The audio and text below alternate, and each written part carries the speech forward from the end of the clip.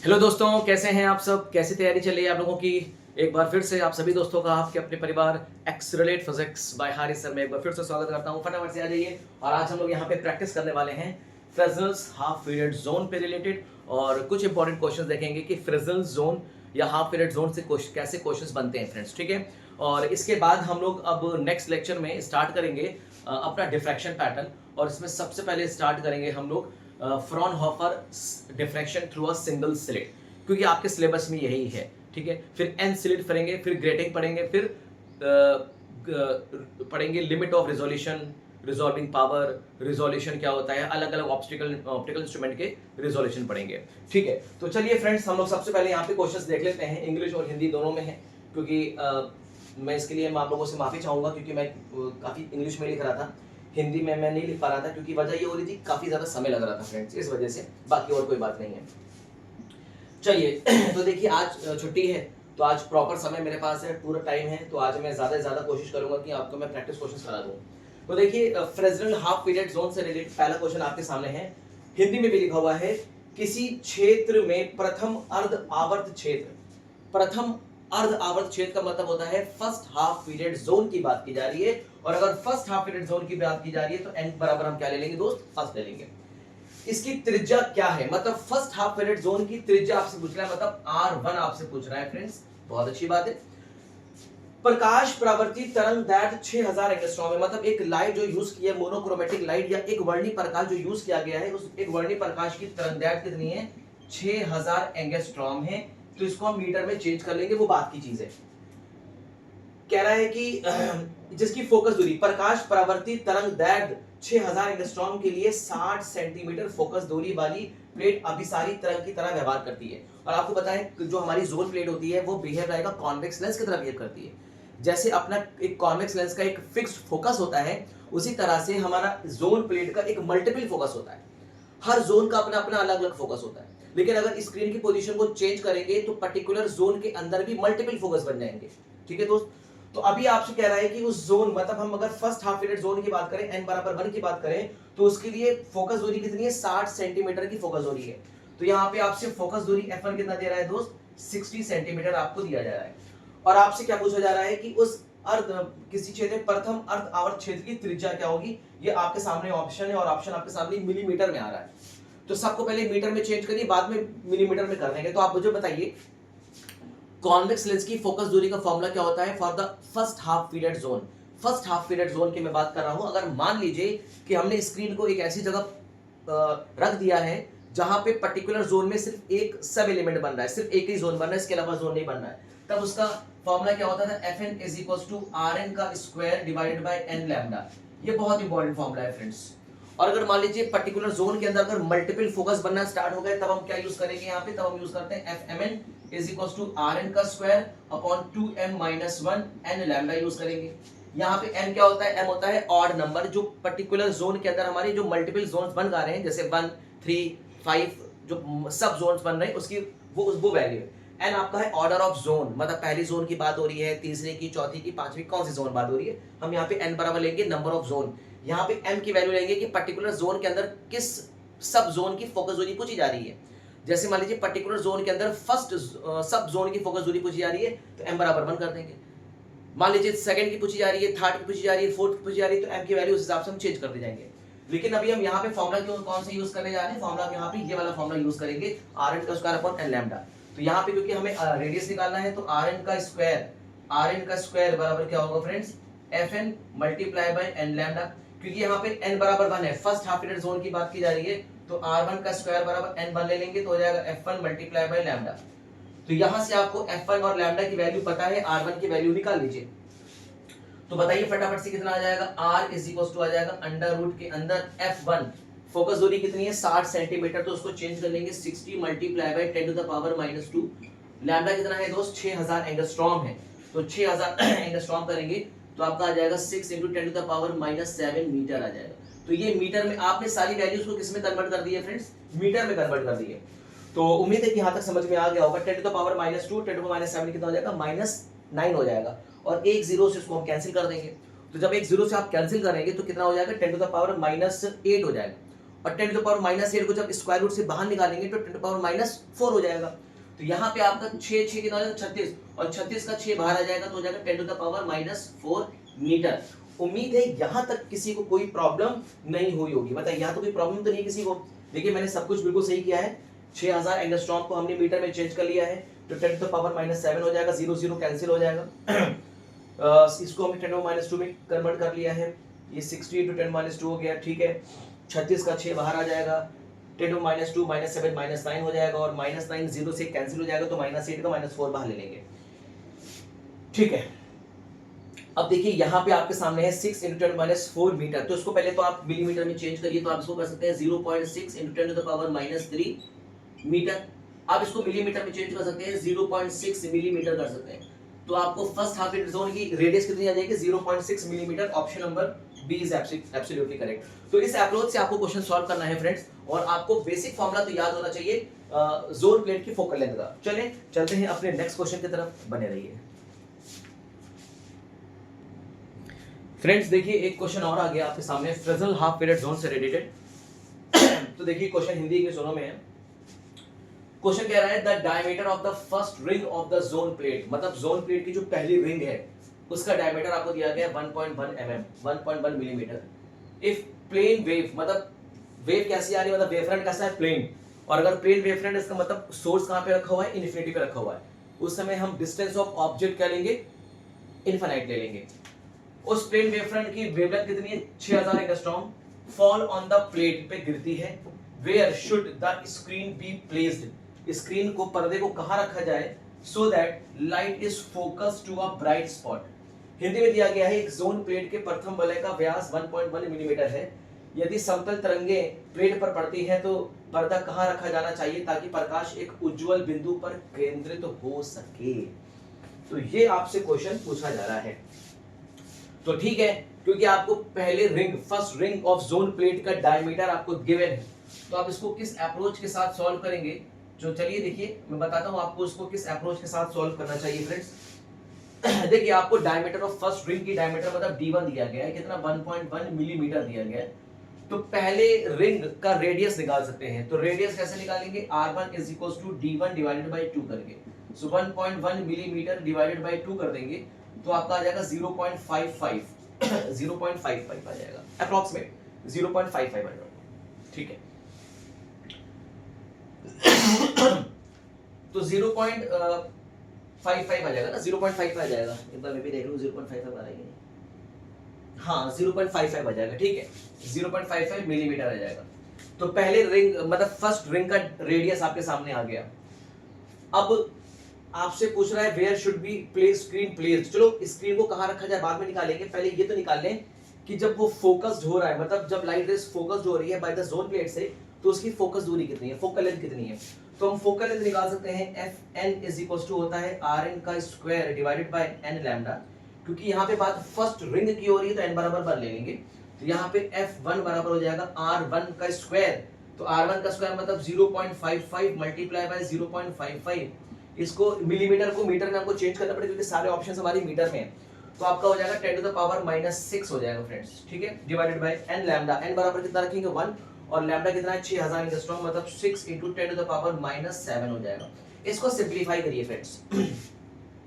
इसको जब सिंप्लीफाई करेंगे तो सिंप्लीफाई करने के बाद आपको कितना मिलेगा, सिंप्लीफाई करने के बाद आपको मिलेगा 0.504। मैं भी एक बार देख लूं, हाँ 0.504, ठीक है 0.504 आपको ये मिल जाएगा 0.504 मीटर। एक बार आप करके देख लीजिएगा, आपको इतना ही मिलेगा। अब कह रहा है कि स्क्रीन को कहां रखा जाए, और आपको याद है कि मैंने एक डेरिवेशन आपको करा था, डेरिवेशन मैंने आपको बताया था Rn का square is equals to 1 upon b minus 1 upon a is equals to n lambda. ये वाला रिलेशन मैंने बताया था। यहाँ पे a क्या होता है, a होता है सोर्स का जोन प्लेट से डिस्टेंस, और सोर्स का जोन प्लेट से डिस्टेंस कितना इनफाइनाइट, और b क्या होता है जोन प्लेट का स्क्रीन से दूरी। ये जोन प्लेट की स्क्रीन से दूरी आपसे पूछी जा रही है, तो क्यों ना निकाला जाए फटाफट सी। और यही आपका क्या होता है focal length of the zone plate की फोकल लेंथ के बराबर होता है। तो जब आप इसको कंपेयर करोगे, इसके साथ कंपेयर करोगे, तो आपको मिलेगा 1 upon f is equals to 1 upon b minus 1 upon a मिल जाएगा। क्योंकि सोर्स आपका रखा है इन्फिनिटी पे, जब इन्फिनिटी रखा होगा तो ये वाला टर्म क्या हो जाएगा फ्रेंड्स, ये वाला टर्म हो जाएगा 0, तो आपका एफ बराबर किसके हो जाएगा, बी हो जाएगा। इसका मतलब फोकस जोन प्लेट की फोकस दूरी distance of the screen from the zone plate के बराबर हो जाएगी, तो ये बी के बराबर हो गई। और बी एफ आपको पता है और बी आप बता दीजिए कितना हो जाएगा, 0.504 मीटर हो जाएगा। करेक्ट, क्लियर है। इसका मतलब स्क्रीन को कहां रखना चाहिए, जोन प्लेट से 0.50 मीटर की डिस्टेंस पे अगर हम स्क्रीन को रखेंगे तो आपको क्या होगा, ब्राइट फोकस हो जाएगी, मतलब लाइट रेस फोकस हो जाएगी ब्राइट स्पॉट पे। तो देखिए इसको हिंदी में भी लिखा गया है, एक जोन प्लेट के प्रथम वलय का व्यास दिया गया है, यदि समतल तरंगें प्लेट पर पड़ती हैं तो पर्दा कहां रखा जाना चाहिए ताकि प्रकाश का उज्जवल बिंदु पर केंद्रित हो जाए, मतलब ब्राइट स्पॉट मिल जाए। तो उसको हम कहां रखेंगे, 0.504 मीटर की डिस्टेंस पर रखेंगे। Option number A is absolutely correct हो जाएगा फ्रेंड्स। तो किस अप्रोच से किया आपको समझ में आ गया होगा। इसी तरह से क्वेश्चन आपको एग्जाम में देखने को मिल सकते हैं। चलते हैं अपने नेक्स्ट क्वेश्चन की तरफ, बने रहिए फ्रेंड्स। देखिए जोन प्लेट का एक और क्वेश्चन आपके सामने, बहुत ही बेहतरीन क्वेश्चन आ गया और इस पे स्टार मार्क कर लीजिए, बहुत इंपॉर्टेंट क्वेश्चन है। क्या क्वेश्चन कह रहा है कि एक जोन प्लेट के केंद्रीय जोन का व्यास 3 मिलीमीटर है, यदि प्रकाश का एक बिंदु स्रोत जिसका वेवलेंथ तरंगदैर्घ्य 6000 एंगस्ट्रॉम है, इससे 5 मीटर की दूरी पे है, मतलब एक जो प्रकाश का स्रोत है वो जोन प्लेट से 5 मीटर की दूरी पर है, तो पहले जोन की स्थिति की गणना करना है, मतलब उससे बनने वाले प्रतिबिंब की गणना करना है। क्वेश्चन हिंदी में इंग्लिश में लिखा है, the diameter of central zone of the zone plate is 3 millimetre. If a point source of a light is placed at a distance of 5 metre from it, calculate the position of the first image by the zone plate. इससे पहली image बनाना है, बहुत आसान question है दोस्त, कैसे करेंगे देखिए। पहले को वीडियो को पॉज करके क्वेश्चन को खुद सॉल्व करिए। तो सेंट्रल जोन का हमें डायमीटर दिया गया है, तो सेंट्रल जोन का डायमीटर मतलब d1 की वैल्यू दी गई 3 मिलीमीटर, तो इससे हम क्या निकाल सकते हैं, पहले जोन का रेडियस निकाल सकते हैं 1.5 मिलीमीटर निकाल सकते हैं, ठीक है। हम चाहें तो उसको कन्वर्ट कर सकते हैं मीटर में, तो 1.5 × 10⁻³ करके हम इसको मीटर में कन्वर्ट कर देंगे। हमारे पास वेवलेंथ पता है तो हम क्या निकाल सकते हैं, हम निकाल सकते हैं प्रिंसिपल फोकस निकाल सकते हैं, है ना, फर्स्ट प्रिंसिपल फोकस निकाल सकते हैं। तो क्यों ना जोन प्लेट की फर्स्ट प्रिंसिपल फोकस निकाला जाए, तो first principle focus of zone plate निकाल सकते हैं बहुत आराम से, कोई दिक्कत वाली बात नहीं है। फॉर्मूला आपके सामने होता है Fn = Rn का square upon n lambda. Central zone की बात की जा रही, पहले जोन की बात करिए, n बराबर 1 कर देंगे। तो चलिए इसको हम निकालते हैं F1 क्या हो जाएगा, Rn का स्क्वायर, और Rn कितना है, मतलब R1 का स्क्वायर, भाई n बराबर 1 है ना, तो यहाँ पे क्या करेंगे, R1 का square upon 1 multiply by lambda करेंगे। अब सारी वैल्यू रखिए, R1 का कितना है 1.5 × 1.5 × 10⁻⁻6 करेंगे, डिवाइड का साइन लगाएंगे, और लैम्डा वेवलेंथ कितना है फ्रेंड्स, वेवलेंथ 6000 एंगस्ट्रॉम, मतलब 6 × 10⁻⁷ आ जाएगा, ठीक है। तो आप इसका फर्स्ट प्रिंसिपल फोकस निकालिए, इसका फर्स्ट प्रिंसिपल आप इसको कैलकुलेट करिएगा, इसका फर्स्ट प्रिंसिपल फोकस आ जाएगा 3.75 मीटर आ जाएगा। मैं आपको करने का तरीका बता रहा हूँ आपको कैसे करना है, 3.75 आ जाएगा। इसका फर्स्ट प्रिंसिपल फोकस आ गया, बस इसको कह सकते हैं सेकेंडरी फोकस बोल सकते हैं, इसको सेकेंडरी फोकस बोला जा सकता है, ठीक है। चलिए अच्छा, जो स्रोत है वो जरूरी थोड़ी नहीं है कि स्रोत आपका फोकस पे रखा हुआ, ऐसा नहीं है। सेकेंडरी फोकस और प्राइमरी फोकस आप लेंस के केस में अच्छी तरह से जानते हैं कि प्राइमरी फोकस क्या होता है, सेकेंडरी फोकस क्या होता है। मैं आपको रिकॉल करा देता हूं अगर आप भूल गए हो तो। मैं अगर मान लीजिए कॉन्वेक्स लेंस की बात करूं, तो कॉन्वेक्स लेंस के सामने अगर कोई प्रकाश का स्रोत अनंत पे रखा है और अगर प्रकाश की किरणें पैरेलल आ रही हैं, समानांतर आ रही हैं, तो कॉन्वेक्स लेंस से अपवर्तन के पश्चात मुख्य अक्ष के जिस बिंदु पर मिलती हैं उस बिंदु को बोलते हैं द्वितीय फोकस, उसी को बोलते हैं प्रिंसिपल फोकस। क्लियर है।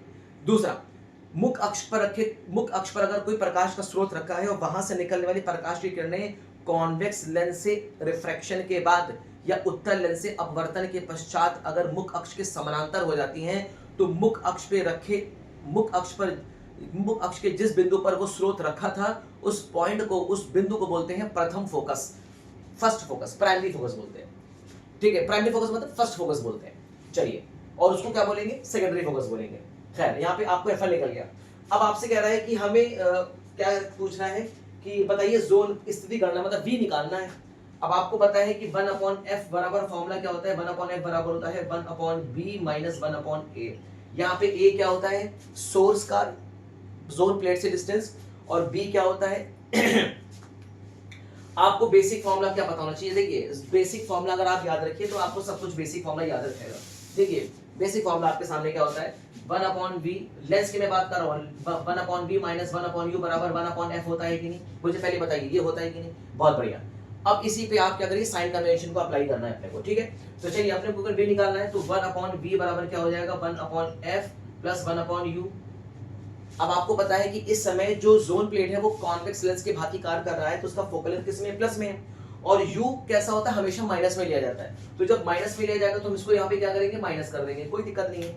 तो यहाँ पे v की वैल्यू कितनी हो जाएगी फ्रेंड्स, v की वैल्यू हो जाएगी fu divided by u minus f। उम्मीद है कि यहाँ तक आपको चीजें और बातें दोनों समझ में आ गई होंगी, कंफ्यूज्ड बिल्कुल नहीं होना है, बिल्कुल ठीक है। चलिए सारी वैल्यूज रखिए, बताइए हम v निकालना चाहते हैं, तो v के लिए f कितना है आपके पास, 3 है, 3.75 मल्टीप्लाई बाय u कितना है, 5 मीटर की दूरी पे रखा गया है, तो आप यहाँ पे लिख दीजिए 5 divided by u minus f, मतलब 5 माइनस 3.75, तो 5 माइनस 3.75। इसको सिंप्लीफाई करिए फ्रेंड्स, इसको सिंप्लीफाई करिए, और सिंप्लीफाई जब कर लेंगे तो देखिए आपका इसमें इमेज की डिस्टेंस कितनी आ जाएगी, 15 मीटर की इमेज की डिस्टेंस आ जाएगी। आप इसको कर लीजिएगा, यही आएगा, कर लीजिएगा f बराबर 15 मीटर।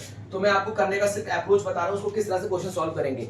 जैसे ये किसका फॉर्मूला था, थिन लेंस फॉर्मूला जैसे था, वैसे ही कॉन्वेक्स लेंस का फॉर्मूला होता है, कुछ भी अंतर नहीं होता, बिल्कुल सेम होता है, कुछ भी अंतर बिल्कुल भी नहीं होता, ठीक है फ्रेंड्स। तो 1 upon v minus 1 upon u बराबर 1 अपॉन f हमारे जोन प्लेट की फोकल लेंथ का फॉर्मूला है। यहाँ पे v क्या होता है, जोन प्लेट से स्क्रीन की डिस्टेंस होती है, u क्या होता है, जोन प्लेट से वस्तु के बीच की या सोर्स के बीच की डिस्टेंस होती है।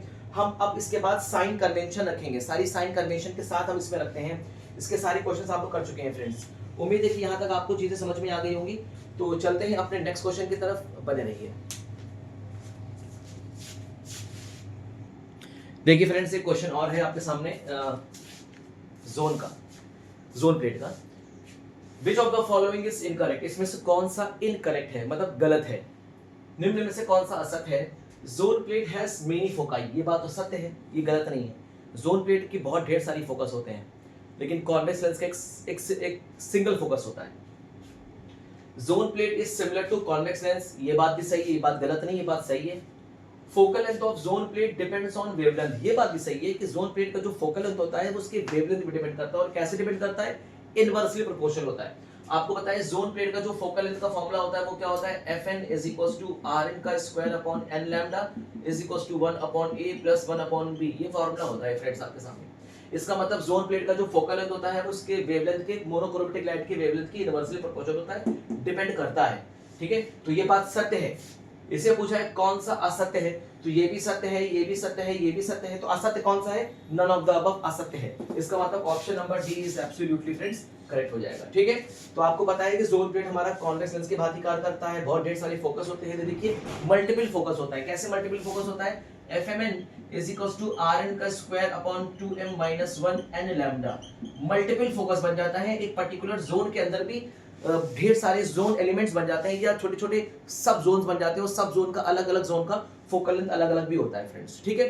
तो उम्मीद है कि क्वेश्चन अच्छा लग रहा होगा आपको, ये क्वेश्चन बहुत ही बेहतरीन है। और इसी में आप भी समझ लीजिए कि जोन प्लेट मतलब जोन का रेडियस का फॉर्मूला क्या होता है। जोन के रेडियस का फॉर्मूला मैंने आपको बताया था, Rn का स्क्वायर बराबर होता है अंडर रूट के अंदर nb लैम्डा, ये जोन की रेडियस का फॉर्मूला होता है फ्रेंड्स, ठीक है। First zone, second zone, third zone, fourth zone, fifth zone, so on, इसी तरह से ढेर सारे जोन का।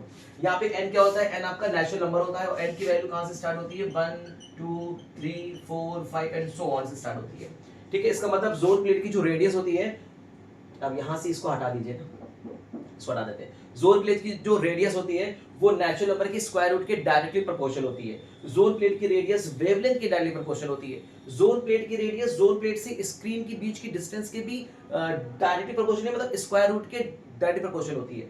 तो ये फॉर्मूला बहुत इंपॉर्टेंट है फ्रेंड्स। इसी तरह से जोन हाफ पीरियड जोन का एरिया, हाफ पीरियड जोन का एरिया का फॉर्मूला क्या होता है, an is equals to pi b lambda. इसका मतलब जोन प्लेट का जो एरिया होता है वो n से इंडिपेंडेंट होता है, ये n पे डिपेंड नहीं करता, मतलब नेचुरल नंबर पे डिपेंड नहीं करता, ऑर्डर ऑफ जोन पे डिपेंड नहीं करता। ये भी क्वेश्चन बहुत इंपॉर्टेंट है कि area of half period zone, half period zone, half period zone का जो एरिया होता है, मतलब हाफ पीरियड जोन मतलब होता है अर्ध आवर्त जोन, अर्ध आवर्त जोन का जो क्षेत्रफल होता है वो जोन के ऑर्डर पे डिपेंड नहीं करता, is independent the order of zone, order of zone, zone के ऑर्डर से इंडिपेंडेंट होता है फ्रेंड्स, ठीक है। तो ये फॉर्मूला भी आप अच्छी तरीके से याद रखिएगा, क्लियर। तो चलते हैं अपने नेक्स्ट क्वेश्चन की तरफ, बने रहिए। देखिए फ्रेंड्स एक क्वेश्चन आपके सामने और आ गया, बहुत ही बढ़िया क्वेश्चन है। कह रहा है कि third focal length of the zone plate is given by, zone plate की तीसरी फोकल लेंथ क्या होगी। अब यहाँ पे बच्चों को एक कंफ्यूजन ये हो सकती है कि जोन प्लेट की कौन सी फोकल लेंथ पूछ रहा है, थर्ड, मतलब कौन से जोन प्लेट की बात कर रहा है, इसके बारे में कोई बात नहीं कर रहा है।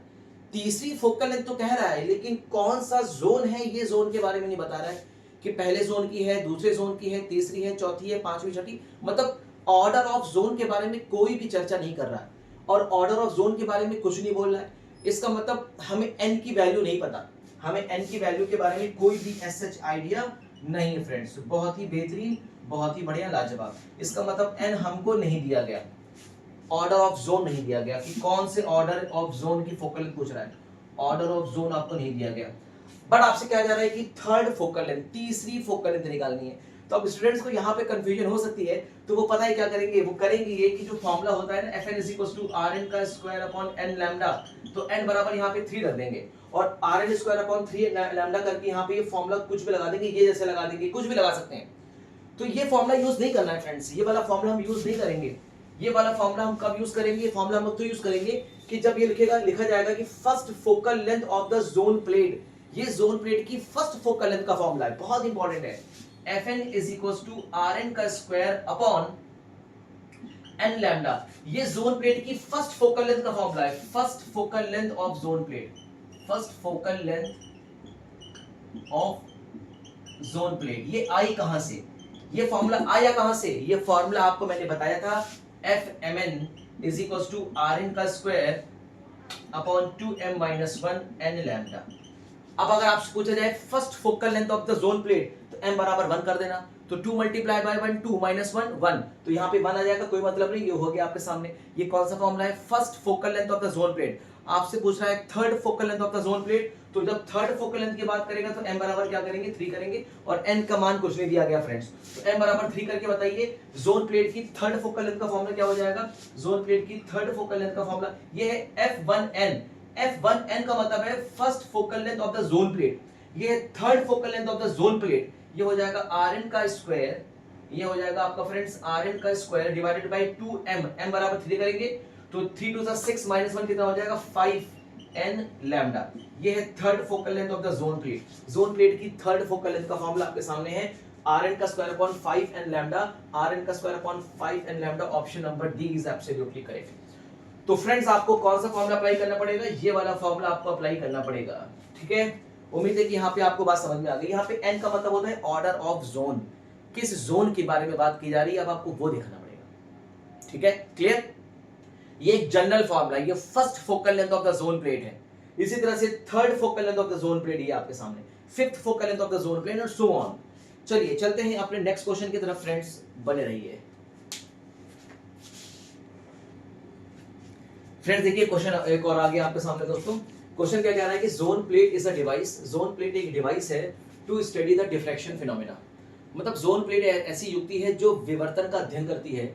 The radius of its zones are proportional to, इसके जोन की जो रेडियस होती है, समझिएगा रेडियस किसके प्रोपोर्शनल होती है। पहला स्क्वायर ऑफ नेचुरल नंबर, मतलब नेचुरल नंबर के स्क्वायर के प्रोपोर्शनल होती है, square root of the natural number, natural number के, या इनवर्स ऑफ नेचुरल नंबर। तो जोन प्लेट की रेडियस का फॉर्मूला आपको मैंने बताया था, radius of nth zone is under root के अंदर n d लैम्डा। इसका मतलब जोन प्लेट की nth रेडियस का जो होगी वो नेचुरल नंबर के स्क्वायर के डायरेक्टली प्रोपोर्शनल होगी। और इसी में आपसे पूछना सकता है area, area of zone, half period zone is independent of order of zone, zones के ऑर्डर से इंडिपेंडेंट होती है, बहुत इंपॉर्टेंट है, इसको आप ध्यान रखिएगा। Area of zone is pi b lambda, n पे डिपेंड नहीं कर रहा है फ्रेंड्स, इस बात ध्यान रखिएगा, लेकिन रेडियस n पे डिपेंड करेगी। जैसे जैसे n की वैल्यू बढ़ती जाएगी रेडियस ऑफ जोन बढ़ता जाएगा, और इसी तरह से जैसे जैसे जोन का रेडियस बढ़ता जाएगा उसका किसी पॉइंट पे जो इंपैक्ट होगा, एम्पलीट्यूड या इंटेंसिटी होगी, वो कम होती जाएगी। तो कौन सा ऑप्शन सही होगा, square root of natural number, option number C is absolutely correct friends, ठीक है। यहाँ तक बात समझ में आ गई। इसके बाद चलते हैं अपने एक दो क्वेश्चन और कर लेते हैं, फिर मैं आपको दूंगा होमवर्क के सारे क्वेश्चंस, आपको घर पे भी क्वेश्चंस सॉल्व करने होंगे, बने रहिए।